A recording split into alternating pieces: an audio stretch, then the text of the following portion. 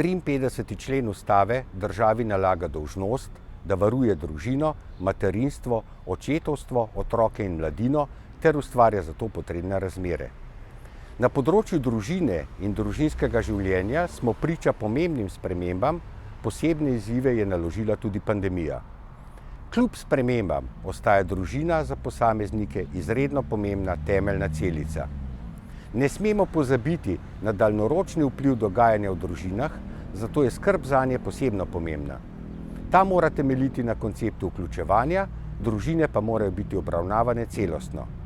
Pri tem je treba odgovoriti na vprašanje enakosti spolov, socialne vključenosti, ščititi najranljivejše in poskrbeti za različne oblike pomoči in podpore.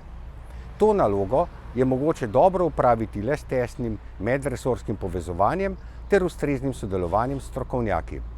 Investicija države v skrb za družine je investicija v zdrav razvoj družbe.